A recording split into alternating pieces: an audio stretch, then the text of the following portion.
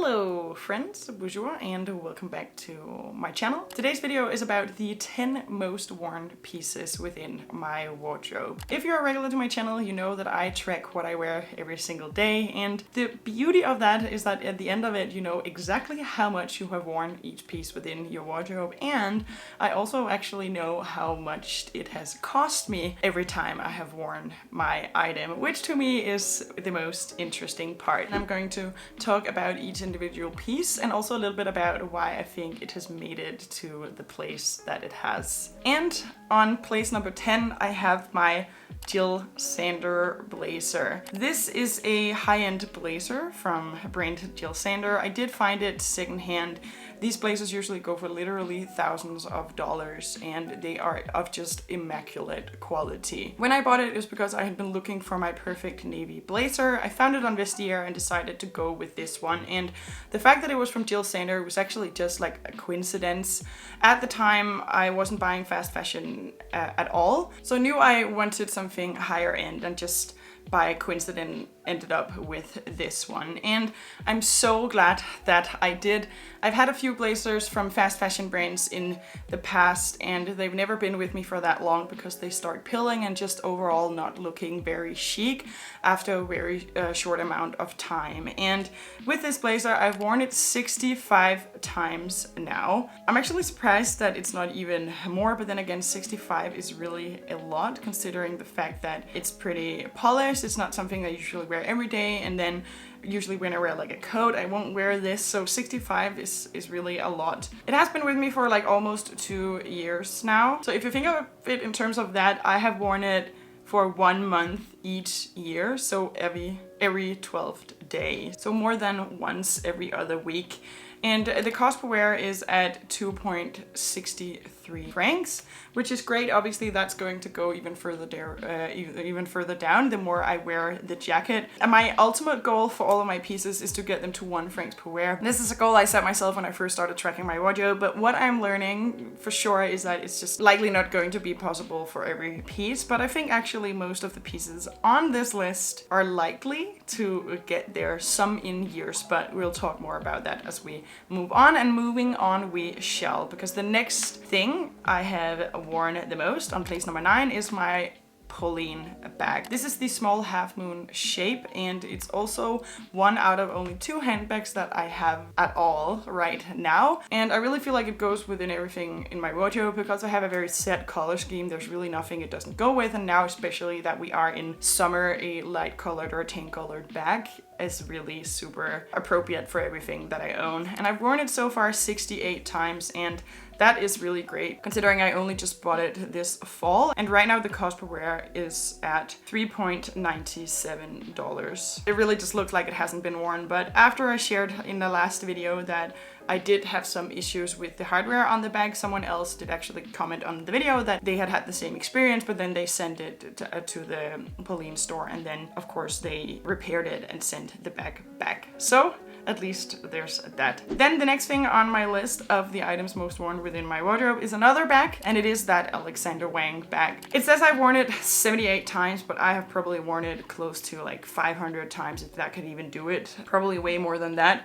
I bought this bag in like 2016-17, and at the time it was the only handbag that I had, actually up until I added the Polène bag. So if I needed a handbag, I would always wear this one, and it does say it's at 2.74 francs, but that's or dollars, but that's just not true. It's just way less than that. I really got my money's worth out of this one. I haven't reached for it for a really long time. It's definitely because it is silver hardware, and also it's black, and I'm not super into my black accessories at the moment, but this is probably a bag that will stay with me for the rest of my life regardless. It's just a great quality bag, and it looks really great. It's just not the highlight of my wardrobe these years. Then on place number 7 is my Burberry trench coat.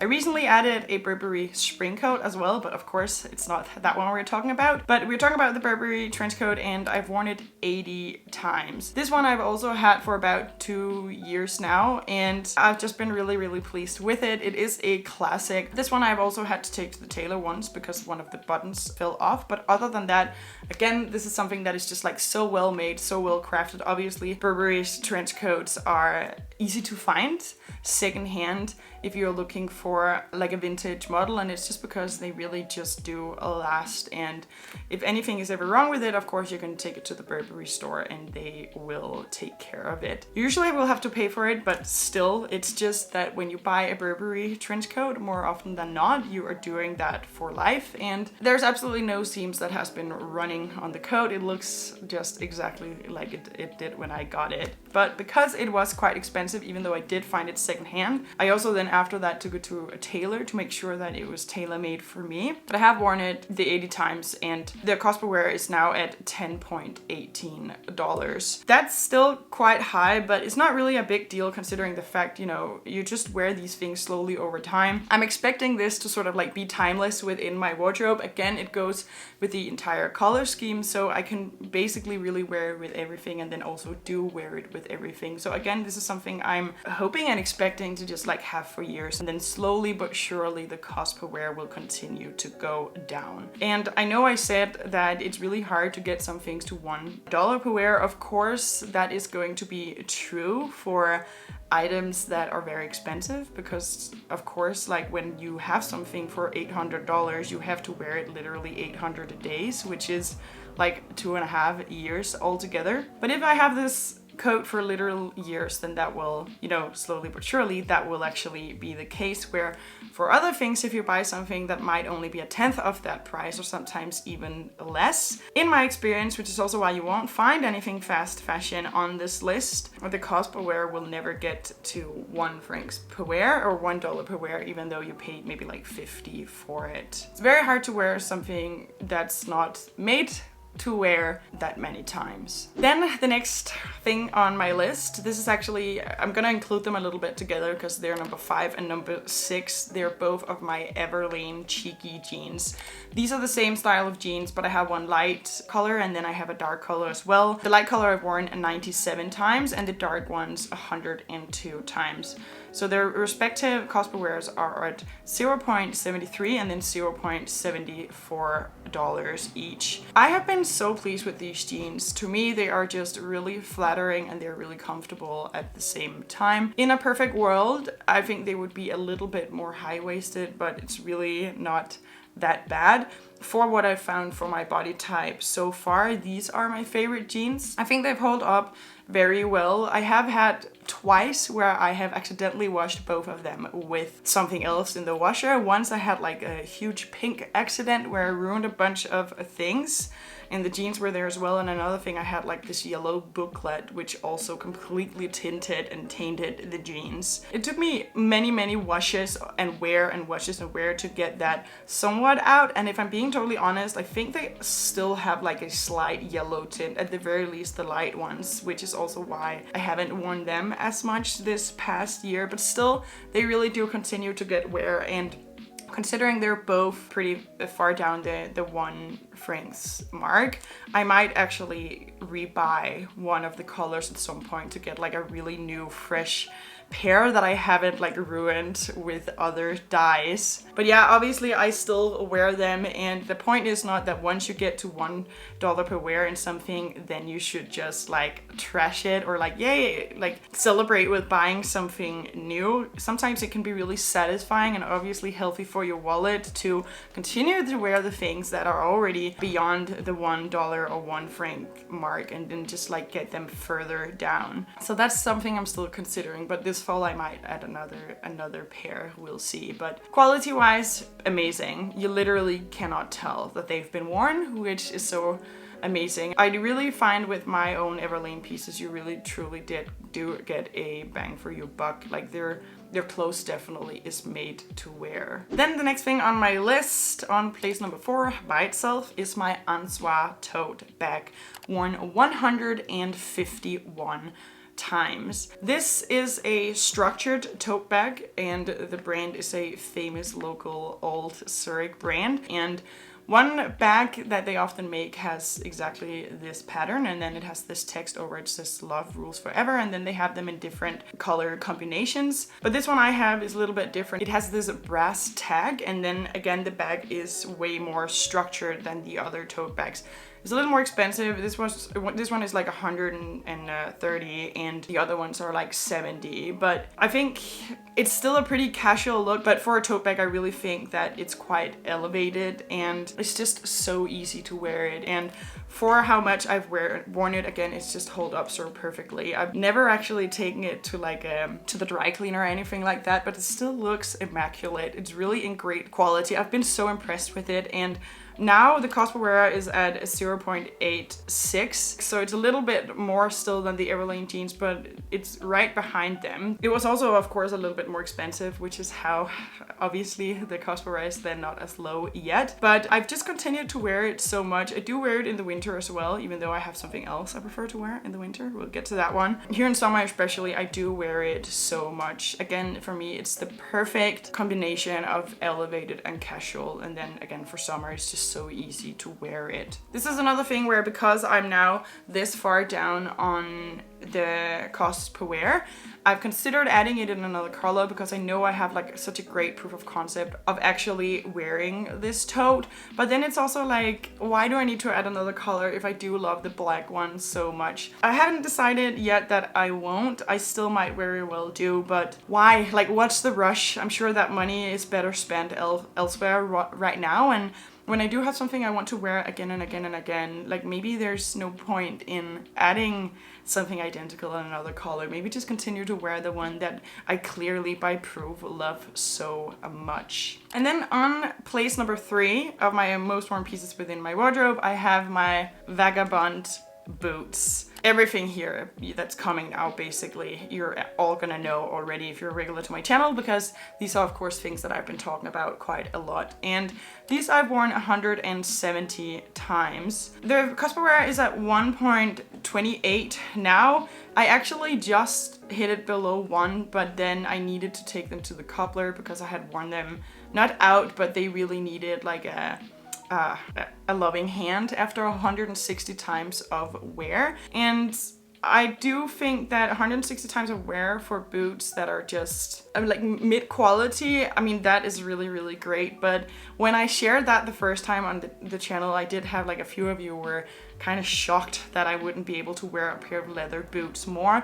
And I do agree, and I think considering the fact that I love a style like this so much, if I find something near identical ever, I will happily pay more than double for it, for having something that is in way better quality. Something that I think about a lot is in terms of men's dress shoes. Of course, that's not exactly maybe 100% the same, but then again, why not? And men's dress shoes, they can literally wear them hundreds and hundreds of times, like for years and years and years. And of course you have to look after them, but they are wearable for that long. So when shoes can be made to be worn for decades, since that is a possibility, that is something I'm definitely aiming to add to my wardrobe at some point, because black leather boots are one of the strongest proof of concepts within my wardrobe. Right now I have a pair that is not identical. They look kind of a lot like them, and I actually bought them so that I wouldn't wear these out completely, because again, they are really my favorites, even though they do look kind of like they're singing on their last verse now, which is heartbreaking, because again, they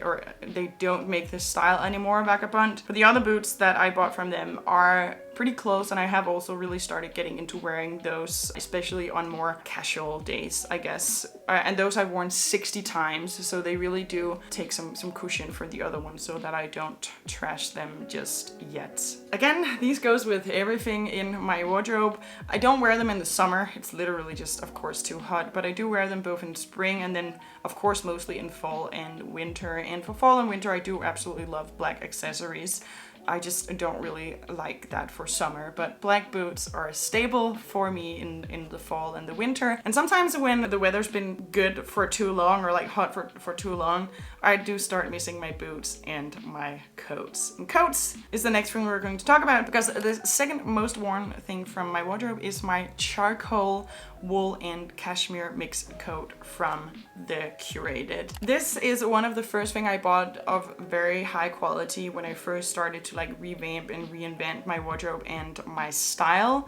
For me, it was a real investment at the time. I mean, still would be. They're not cheap, but they are so worth it. I remember before that I would have like a bunch of different winter coats, and I would have a bunch of different things to choose from, but after a while they start to like peel and not look so great. They don't fall as beautifully in their entirety as this like really luxurious fabric does. Like I mentioned, it's a wool and cashmere mix. I've worn it so far 170 times over the past 2 years, and I love it so much. It still looks just as new as the day I got it. It's in perfect condition. I've had it dry cleaned only once. It's quite dark, and then also with like the pattern, if it gets a little bit dirty, you can't really tell. But also both wool, it's merino wool and cashmere. These fabrics are sort of like antibacterial. They really do clean themselves. It's not the right way to say that, but I will spray it down with like a disinfectant spray for fabrics and then hang it outside to dry when I need to. And the coat basically takes care of itself. It doesn't have a lining, it's just like one big shell, but it is so warm for being just that because of the thickly woven felty wool fabric. And then when it is really cold, I will then wear some sort of bumper jacket or like my Uniqlo down jacket underneath it, and then I will be totally fine. That cost per wear is at 2.68 now. So of course there are things below on the list that are much lower than that, but again, it's like with the Burberry coat, it's not really something I worry about. I mean, this also now is like at a fourth of the Burberry coat in price, so it's obviously doing much better. It was also not quite as expensive as the trench coat, but still, this is not a price that will just go down so much, and I am expecting also to have this coat for literal years to come. We can never really truly know, of course, in what way we change our taste and style, but I am just expecting fully to also wear this coat for years. It's also sort of like a cornerstone within my wardrobe. This is something else I've talked about, how like the things you wear the most, they sort of like become your personal style, and you sort of start revolving the rest of what you buy around those pieces. For me, this charcoal coat is exactly that. So it's very often I will take into account what will go with it when I do buy things for that season. So winter and then slightly fall as well. Then the number one most thing from my wardrobe is my Hermès bag. I have an Everlane Hermès bag, and it's actually quite interesting because I do at this point in time have a few designer things, but I really like having just one really good thing rather than many, and that's also why I ended up with this bag. It's actually, outside of the Alexander Wang, it's the only designer bag I've ever had. It's actually sort of like the only bag I've had for years. Before that, I would just always bring some sort of cheap tote bag to go together with my Alexander Wang handbag. I would wear both. But then I did decide to treat myself to like a real nice bag in the size of a tote bag. I feel like I found the perfect compromise for myself because it is really like a casual and again still elevated look.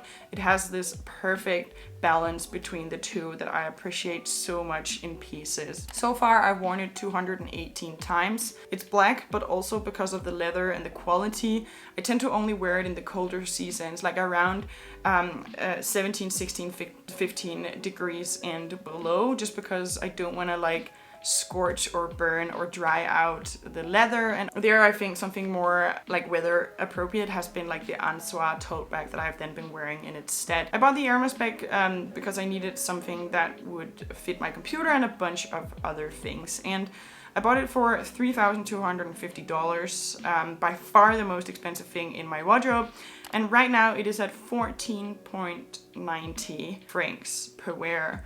And this is one of those things where now that I have already worn it quite a bit, 218 times, every time I wear it, it will go down with like cents, if even. It goes really slow at this point. Obviously, in order to break the $1 per wear even on this, I would have to wear it 3,250 days, so like 9 years or something like that. But the thing is, that might actually happen. I mean, you never know. This is sort of like, for me, my top experiment. Like, I really like seeing this go down quite a lot. Like, I remember very distinctly, also because I've only had this for 2 years, actually less, like a year and a half, actually a little more than a year and a half. But when I first bought the bag, or I have worn it for a while, I do remember getting to 100 and then seeing the 32.50 times per wear. So you see it go down, you know, slowly, and now I'm at 14. So you just wear your things, and with time, the cost per wear, it will all be worth it. The reason I landed on this bag is because my former partner, my boyfriend at the time, his mom had a bag like this. I actually believe she had two, but she would just wear it so much. And I think hers were like 10, 15 years old at the time, and she was still like just throwing it over her shoulder every single day to go to work. And to me, there was just something so sophisticated and luxurious and responsible about nearly wearing the same bag every single day and having something that could last you that long, that should it ever need some sort of like repair, you could take it back to that same store where you bought it like 15 years later. And I really bought into the whole concept of the bag just as much as I did the look. And I figured if this stylish woman can wear this bag timelessly for 15 years and still wear it every day, then I can make it part of my style and like a cornerstone for me, just like she has done for herself. Again, of course, it goes with everything in my wardrobe. I don't have to say this. That is another cornerstone, and I do wear this all the time, also with the charcoal coat, and have worn it a ton with the Vagabond boots as well. And then actually with a pair of Everlane jeans, and then whatever like sweater, either like an Everlane cashmere sweater or one of my other tops. That is a real, true and proven outfit formula for me that I will wear again and again and again and again and again in both fall and winter. So that was the list. But something that I think is very interesting is if you look at this list, it is all jackets, a blazer, a couple of jeans, bags as well. And it's just because I think for most of us, we are okay with wearing the same jacket over and over again, maybe the same jeans, maybe the same bags as well. At least that is what is true for me. Like, I don't mind wearing a lot of the same things over and over again when they do look meticulous and like they're in really good quality and they do fit in with sort of like my whole style.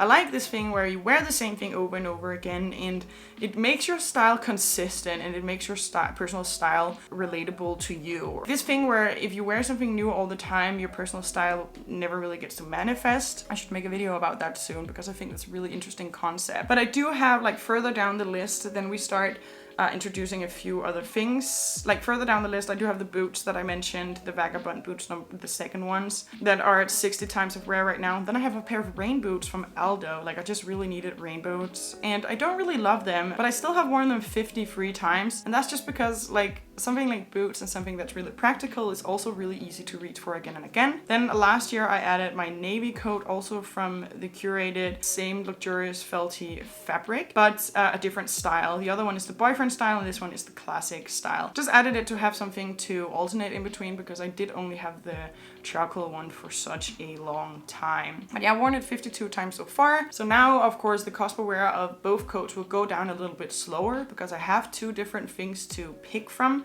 But I'm just happy to have something to pick from. But I would still love to add another one at some point. Maybe not the curated next time. Then what I actually wanted to mention with this, I'm just gonna mention two things. I have this black viscose top. This is just like a regular long sleeve fitted top from a Danish brand Mads Nørgaard. This one I've worn 40 times. And then after that I have my Gap linen button-up shirt that I've worn 34 times.